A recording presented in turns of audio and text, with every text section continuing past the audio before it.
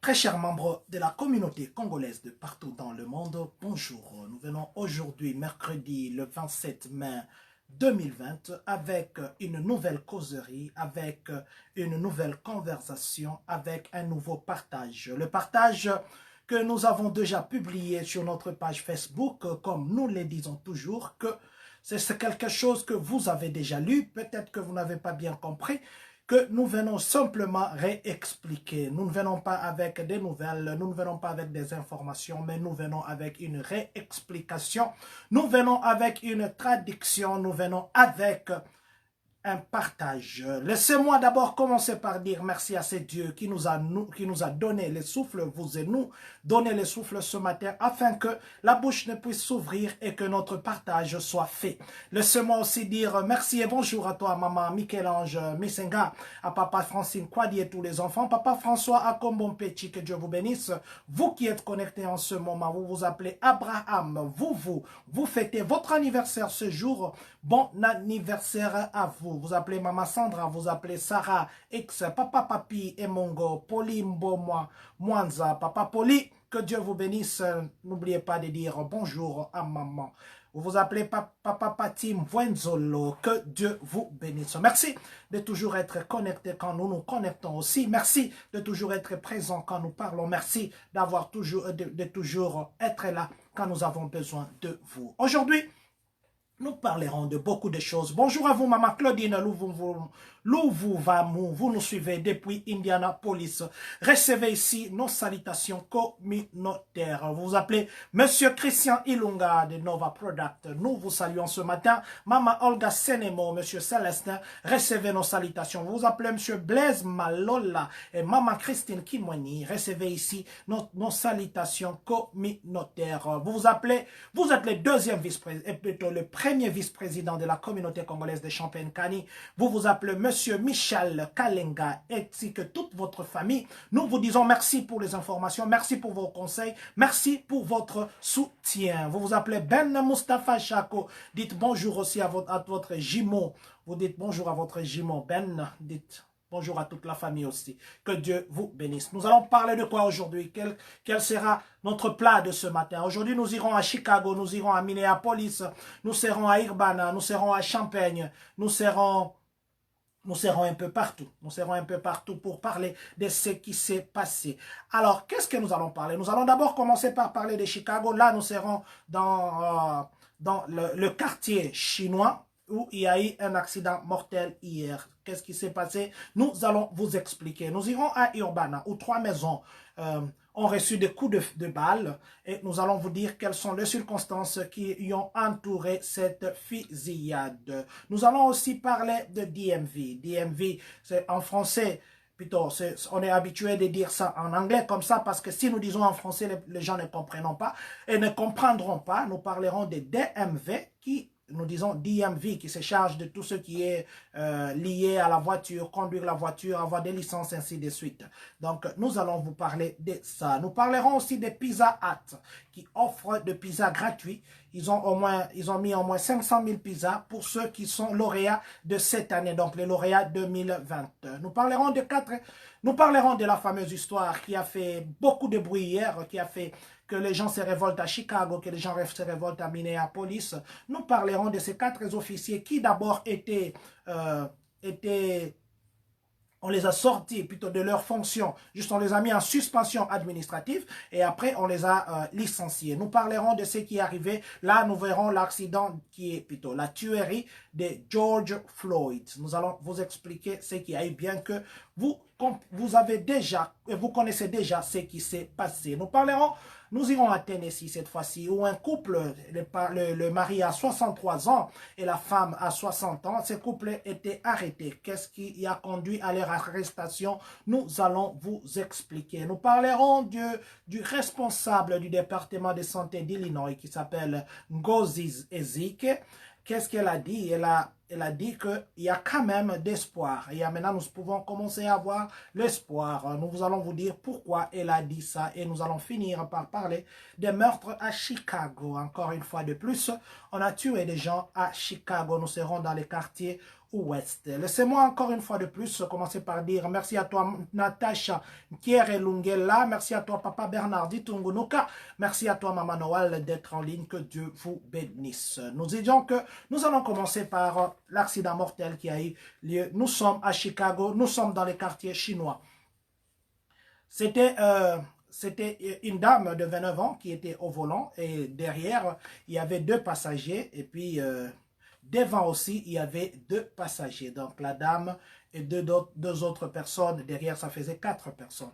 Cette dame-là, elle conduisait à grande allure ou à grande vitesse et puis elle s'est retrouvée qu'elle a cogné un mur de béton, un mur en béton plutôt, un mur en béton qui était à côté de la route. Donc elle est sortie de sa route pour aller à côté et elle était à une forte vitesse. Ce qui a fait à ce que quand elle a cogné, elle s'est cognée, les gens qui étaient derrière pouvaient sortir de la voiture, mais les gens qui étaient devant, entre autres elle-même, qui a 29 ans, ne pouvaient pas sortir parce qu'ils étaient coincés. Alors, il fallait que la police vienne pour les sortir. Mais entre-temps, le véhicule a pris feu.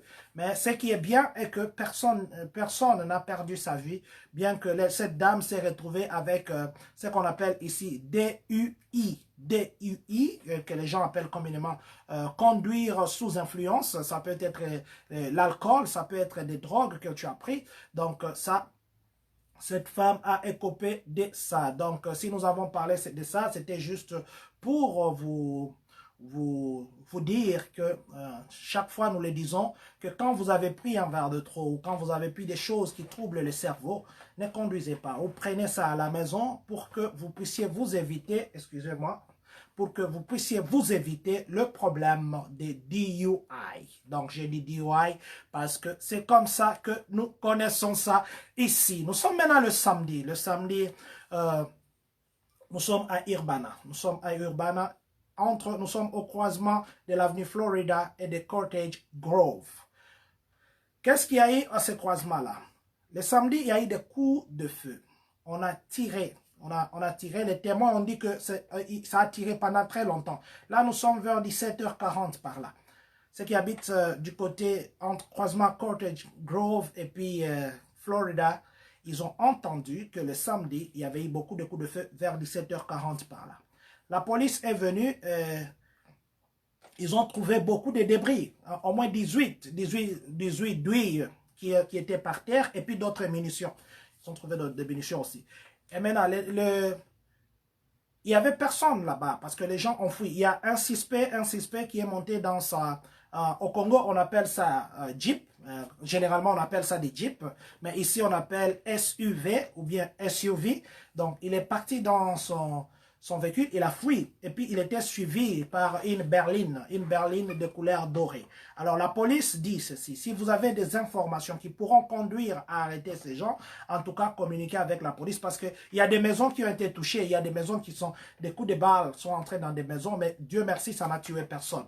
Il y a au moins 3 maisons, donc non, pas au moins, il y a au plus 3 maisons qui étaient touchées le samedi par des coups de balles qui étaient tirés par ces gens-là, non autrement identifiés jusque-là. C'est pourquoi la police a besoin de notre aide.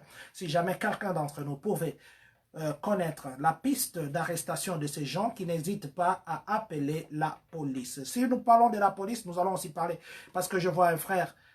Laissez-moi dire bonjour d'abord à notre monsieur Franck, persona grata, que Dieu vous bénisse, merci d'être en ligne, merci pour votre soutien. À vous, monsieur André Mouepé, vous êtes de l'armée, vous faites beaucoup pour ce pays, c'est pourquoi je voulais m'arrêter pour vous dire merci pour ce que vous faites pour le pays, que Dieu vous bénisse là où vous êtes, de très loin où vous nous suivez, que Dieu, vous n'êtes pas aux États-Unis, vous êtes loin, que Dieu vous bénisse. Alors, je disais que la police demande à ce que tout celui qui peut avoir une information qui pourrait amener à arrêter ces gens, de communiquer. Nous parlerons maintenant des DMV, cette structure qui s'occupe des permis de conduire, de renouveler nos plaques, ainsi de suite, et des vignettes. Donc, cette structure qui était fermée pendant très longtemps, vous savez, pour le moment, si vous avez besoin, par exemple, de renouveler votre plaque, ou vous avez acheté une voiture, vous voulez faire l'échange de plaques, ou avoir les titres en votre nom, donc nous partons actuellement à ce qu'on appelle EasyPay. C'est EasyPay qui le fait. Bon, maintenant, à partir de ce 1er juin, parce que la phase 3 commence déjà ce week-end, nous parlerons de ça quand nous allons avancer. Donc, les DMV commencera. Les DMV sur l'étendue du Illinois. Ça va réouvrir, mais ça ne va pas réouvrir pour tout le monde. Donc, ça sera les dossiers qui seront traités, ou soit les choses qu'ils vont traiter, ou qu'ils vont essayer. Excusez-moi, il y a quelqu'un qui m'appelle. Je dis toujours de ne pas m'appeler quand je suis en ligne. Je suis en direct, s'il vous plaît. On va s'appeler après. Ne m'appelez pas, je suis en direct. Donc, je disais que les DMV qui s'occupent de nous donner des permis de conduire, qui s'occupent de renouveler nos identités, que ce soit que c'est expiré ou vous voulez pour la première fois en avoir. Donc, ils vont recommencer ce premier, donc ça sera le lundi. Ils vont recommencer le lundi. Généralement, vous savez que le lundi, ils ne travaillent pas. Donc, ils vont recommencer, du moins, ils vont réouvrir à partir du 1er juin. Ça sera maintenant que vous pouvez partir et avoir. Mais ce n'est pas tout le monde. Ils vont pas traiter tous les dossiers au même moment. Qu'est-ce qu'ils vont traiter? Ils vont d'abord commencer par, plutôt, les gens qui ont des dossiers tels que votre permis de conduire est expiré et vous voulez remplacer. Oui, vous pouvez partir. Donc, c'est du 1er juin jusqu'au 31 juillet. Ils vont traiter que ça. Donc, votre remplacement, votre permis de conduire ou bien votre identité qui est expirée. Vous voulez avoir un test pour conduire et avoir un permis de conduire. Oui, vous pouvez aller. Mais quand vous partez, on a dit que vous devez avoir le masque. Et puis, nous faisons les tests pour regarder là, pour compter, on va vous dire, il y a une lumière qui est à gauche, à droite. Les tests visuels que nous faisons, ils ont dit que chaque fois que quelqu'un passera, ils vont commencer à essuyer et il y aura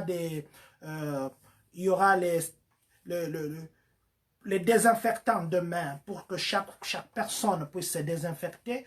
Et puis, quand vous serez dans votre voiture, il y aura respect de la distance. Bon, on ne sait pas, est-ce que l'examinateur va se mettre derrière, mais du moins, on a dit que vous devez avoir votre masque. Donc, ceux qui n'ont pas encore de permis de conduire, vous aussi, vous pouvez partir. Et puis, des autres transactions liées au véhicule. Par exemple, l'échange des plaques, ainsi de suite. Ce sont les opérations qui sont actuellement qu'on a ouvert. Si vous voulez partir pour toute autre opération qui n'est pas liée à ce que nous avons cité, alors vous allez attendre après le 31 juillet. Parce que pour le moment, c'est juste parce qu'ils sont en retard de beaucoup de choses. Et puis maintenant, ils voudront se mettre à jour. Maintenant, on a posé la question au secrétaire d'Illinois là qui parlait de ça. On lui a posé la question. Merci beaucoup, maman Sandra Bongombe, que Dieu vous bénisse. Donc, on lui a posé la question de savoir, parce que le gouverneur avait suspendu, plutôt, il avait prolongé de 90 jours tout ce qui était expiré. Maintenant, quand on lui a posé la question, lui a dit ceci, les 90 jours seront comptés à partir du 1er juin. Donc, ça sera, donc, les 90 jours seront jusqu'au 1er septembre. C'est ça ce qu'il a répondu. Donc, je crois que la prolongation pourrait aller jusqu'au 1er septembre. Mais nous encourageons les gens de déjà aller chercher à renouveler leurs plaques et puis leur vignette que nous appelons ici généralement sticker. Donc, n'hésitez pas à aller renouveler. Nous sommes maintenant du côté des lauréats de 2020. Vous savez que c'était une collation virtuelle. Alors, Pizza Hut s'est associé avec le producteur laitier, c'est des producteurs laitiers des États-Unis, et ils ont dit qu'ils offrent maintenant, ils ont mis 500 000 pizzas pour offrir à tous les lauréats. Donc, la condition est simple. Vous devez vous enregistrer en ligne, ou soit vous ouvrez un compte, donc un compte en ligne pour que vous puissiez être bénéficiaire. Donc, ils vont vous donner des pizzas comme ça jusqu'à l'épuisement du stock. Mais du moins, pour ceux qui sont étudiants, vous êtes encore étudiants, ils ont fait aussi une promotion où vous pouvez avoir une carte électronique. Donc, vous enregistrez en classe et plutôt en ligne, ils vont vous envoyer une carte électronique. Même s'il faut vous livrer à la maison, les charges sont... Ils ont diminué des charges pour les étudiants et puis il n'y aura pas de frais de livraison et d'autres taxes. Donc, c'est l'offre qui est donnée par Pizza Hut. Et puis, ils ont dit que pour ceux qui est de gens qui vont commander, ça va se terminer. Plutôt des étudiants, les étudiants qui peuvent avoir leur carte numérique, ça se terminera au 4 juin. Donc, d'ici le 4 juin, faites un effort pour que vous puissiez avoir vos cartes électroniques. Nous irons maintenant à Minneapolis. En fait, nous allons un peu traîner là-bas parce que ça va nous prendre beaucoup de temps. Il faudrait que nous puissions expliquer. Nous sommes à Minneapolis. Monsieur George Floyd, il va dans une épicerie qui s'appelle Cap Food. Il va là-bas qui se trouve sur Chicago, l'avenue sud de Chicago. Là, nous sommes à Minneapolis, pas à Chicago, mais du moins, l'avenue s'appelle comme ça. Il entre dans l'épicerie et il a essayé de payer avec le chèque et il est ressorti. Et maintenant, l'épicerie appellera la police pour dire que non, il y a un type ici qui fait des falsifications. Il a des documents falsifiés. La police vient, on a trouvé Floyd dans sa voiture. Maintenant, selon la police, les explications des épiciers correspondaient au profil de George Floyd, qui, lui, était dans sa voiture. Ils se sont approchés vers George, ils lui ont demandé de descendre de sa voiture. Il y avait eu un peu de résistance, mais du moins, il est descendu de sa voiture et ils l'ont mélotté. Et les gens ont vu cette vidéo. Il y a ils étaient 4, l'autre empêchait les gens de filmer, il s'échangeait avec les passants. Les 3 autres essayaient de menotter Floyd, qui a perdu la vue, et plutôt qui est mort après que l'ambulance soit venue les chercher. Alors, ça a créé des vrais problèmes. Ça a créé des problèmes à Chicago. Les gens ont marché hier à Chicago. Ça a créé des problèmes à Minneapolis. Les gens ont marché à Minneapolis. Ils ont cassé des vitres des voitures de policiers. Ils ont cassé des choses simplement parce qu'ils s'étaient révoltés. Ils ont dit que ce n'était pas juste. Pourquoi il fallait les tuer? Parce que même si il arrivait qu'il était fautif, et quand bien même il était fautif, ça c'était il n'était pas encore arrêté. Il n'était pas encore arrêté. Mais maintenant, il ne fallait pas aller jusqu'à l'étouffer parce que l'hôpital, l'autopsie du médecin légiste, ça a dit qu'il est mort de l'étouffement et de l'étranglement.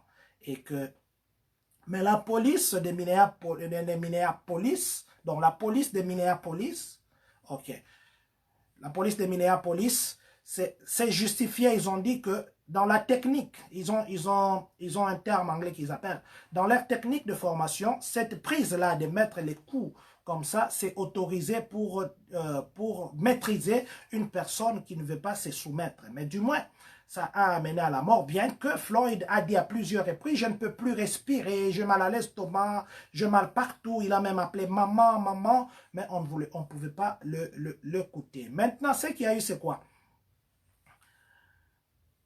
L'incident s'est produit le lundi à 20 h. Donc, aujourd'hui, nous sommes mercredi, il y a 2 jours. C'est à 20 h que cela s'est produit. Alors, les grands jurys se prononcent. Les grands jurys disent que ils vont le mettre en congé administratif. Donc, congé administratif et puis payé. Et quand les gens ont appris ça, et ils ont appris la décision du grand jury, qui d'ailleurs avait refusé d'inculper les 4 policiers, ils ont dit qu'ils ne peuvent pas l'inculper. Alors, il y a eu des protestations dans tout le pays. Parce que vous vous rappellerez, là, nous sommes en 2014. Nous sommes à New York. Il y a Eric Garner. En 2014, nous sommes à New York. Eric Garner est mort dans la même situation. Ça veut dire que lui, il vendait des cigarettes, que les gens ont dit que c'était des résidus de cigarettes qu'il vendait dans la rue. Alors, la police est venue pour l'arrêter et on l'a étranglé aussi. Il a dit aussi la même chose. Je n'arrive pas à respirer. Je n'arrivais pas à respirer. Mais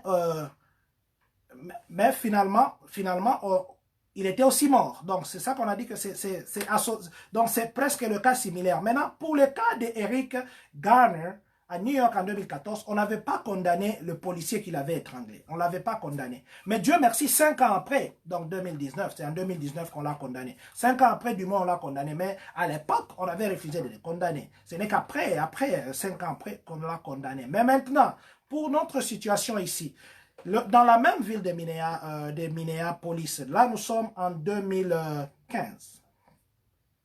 Jamar Clark, lui, il avait 24 ans.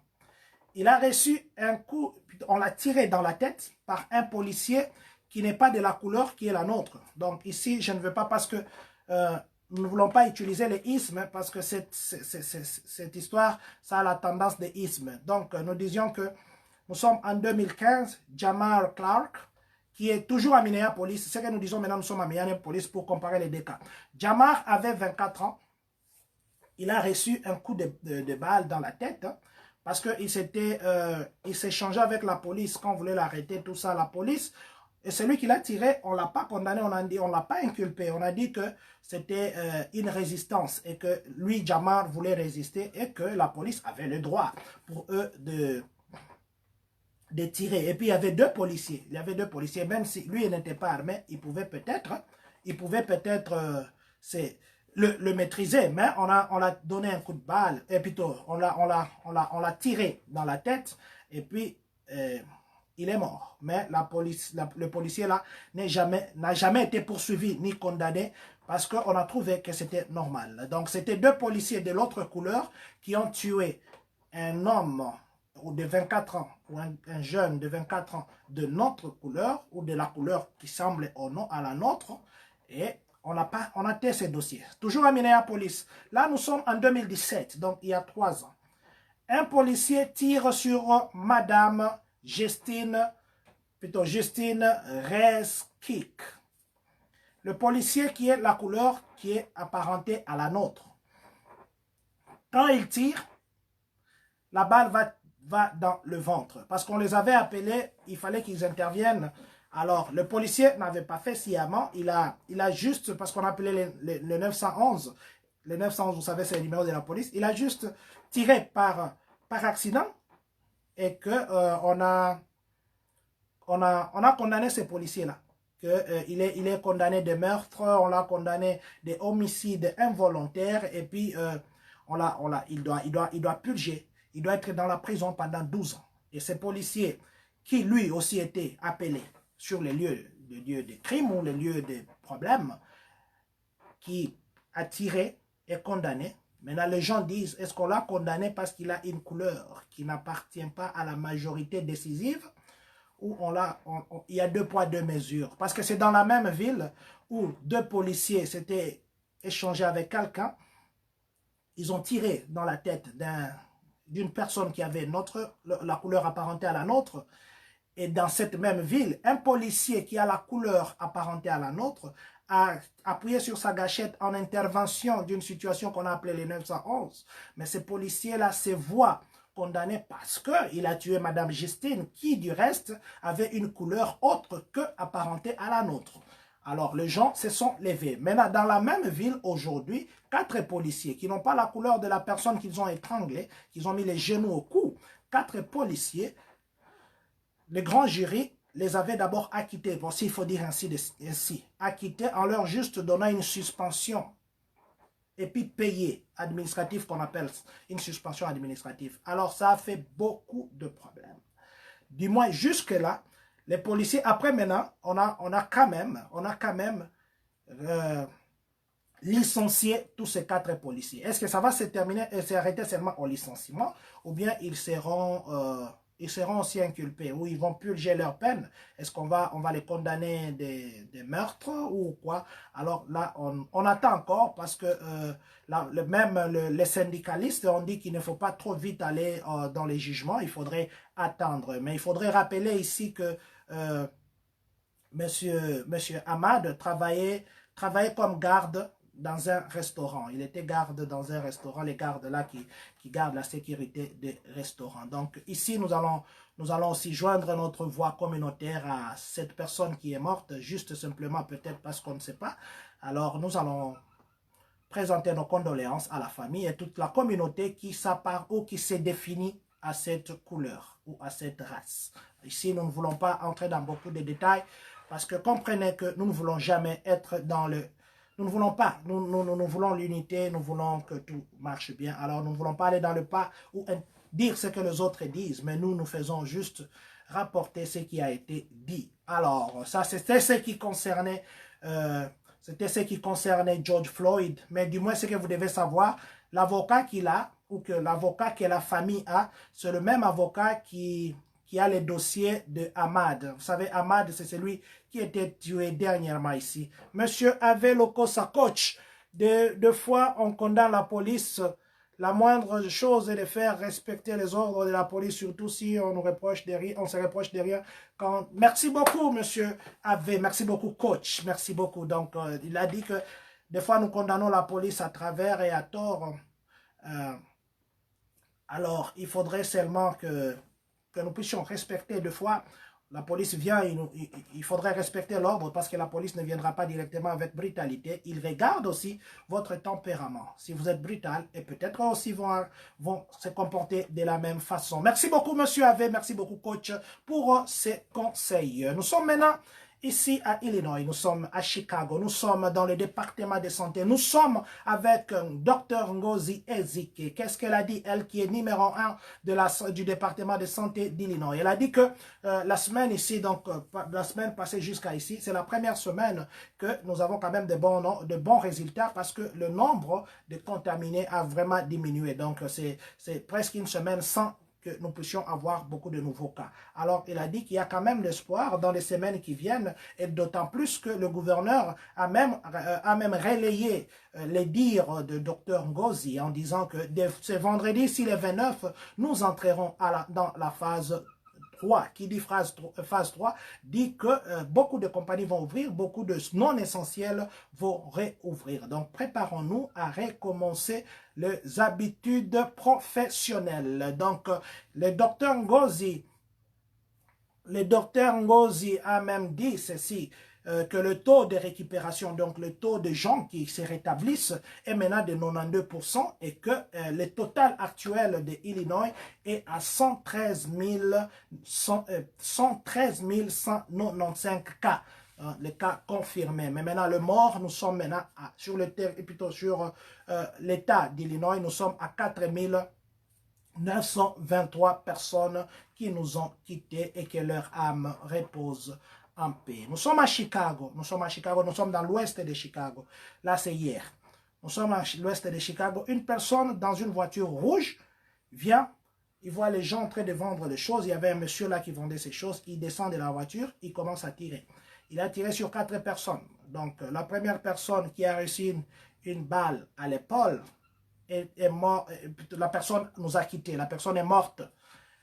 Il y a la deuxième personne qui a reçu une balle à l'épaule et puis au mollet. Cette personne-là est dans des conditions très critiques. Et toutes ces personnes-là sont des hommes.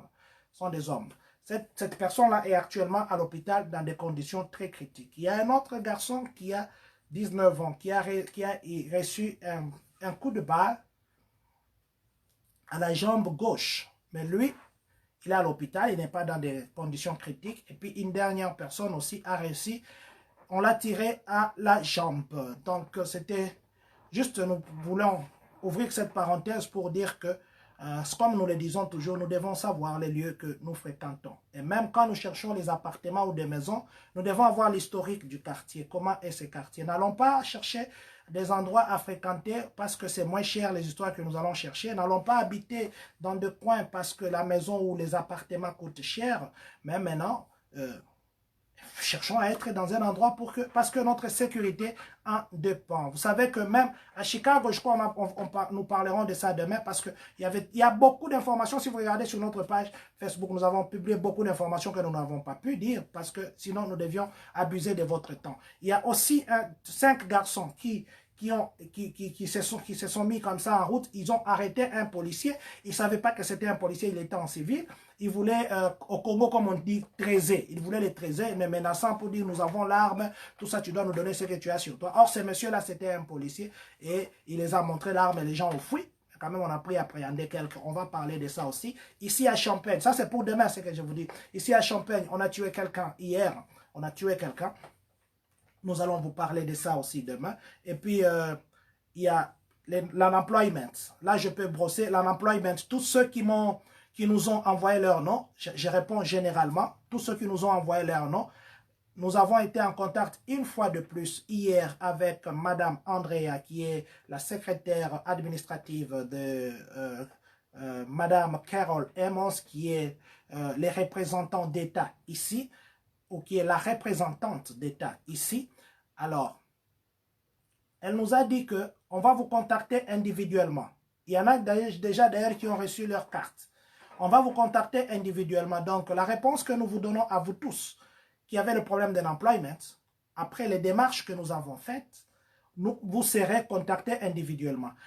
Que vous commenciez à travailler, si jamais vous commencez à travailler, si l'argent que vous gagnez est au-delà de ce que l'employment vous donnez, on va couper. Ou que le chômage vous donnez, on va couper. Si l'argent que vous gagnez est moins que ce que le chômage vous donnez, ils vont continuer à vous payer les surplus jusque je pense, parce qu'on avait dit que ça ira jusqu'au mois de janvier, si jamais les recours passaient. Mais sinon, jusque-là, c'est au mois de juillet que ça devait s'arrêter. Donc, si jamais vous n'avez jamais rien reçu, si jamais on ne vous a jamais payé, depuis le 20 mars, date à laquelle les entreprises ont cessé de fonctionner, alors, ils vont vous payer depuis ce jour-là, que vous commenciez à travailler ou pas. Donc, c'est le premier jour que vous avez appliqué votre chômage, le premier jour qui est mars, ils vont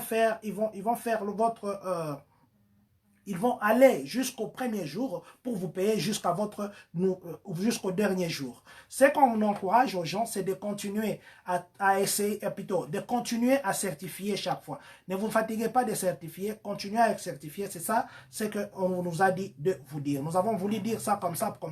Tout le monde est fixé au même moment. Alors, nous disions qu'il y a beaucoup d'autres partages que nous aurions bien voulu que nous les fassions aujourd'hui. Par exemple, les billets d'avion qu'il faut acheter. Quand vous achetez, vous économisez l'achat des billets.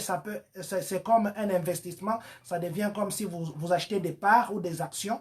Donc, nous allons parler de ça parce que nous n'avons pas beaucoup de temps, mais du moins nous avons posté ça sur notre page Facebook. Nous allons parler des tiraillements entre le gouverneur et puis le gouverneur JB, bien sûr, de Illinois, et puis le gouvernement fédéral, et toutes les lois là que les juges sont en train de voter pour limiter maintenant le pouvoir des gouverneurs. Nous parlerons de ça parce que c'est beaucoup de choses que nous devons partager, mais du moins le temps nous oblige de vous dire merci encore une fois de plus à vous, Magadjou, Baati, à vous, Maman Christelle Mouchia, de Papa Simon, Pasteur Simon, merci beaucoup.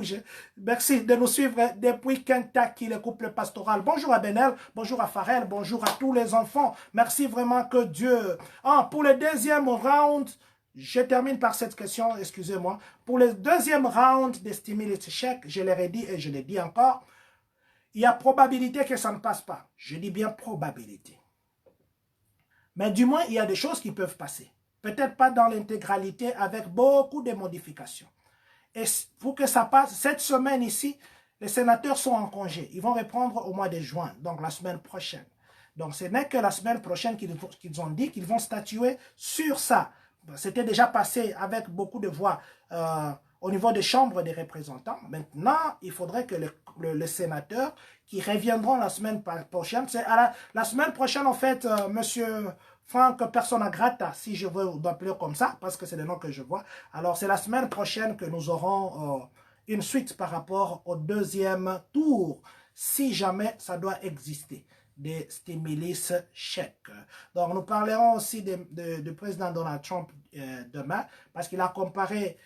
si vous avez vu, il y a des masques, là, il a tweeté sur Joe Biden par rapport au port de masque. Nous parlerons de ça aussi, lui-même aussi. Nous allons parler de ça. En tout cas, vous êtes toujours nombreux à être connectés quand nous nous connectons. Vous êtes toujours nombreux à converser avec nous. Vous êtes toujours nombreux à être à ces rendez-vous matinales. Vous êtes toujours là quand nous avons besoin de vous. Merci pour votre fidélité, Papa Timothée Mpukuta.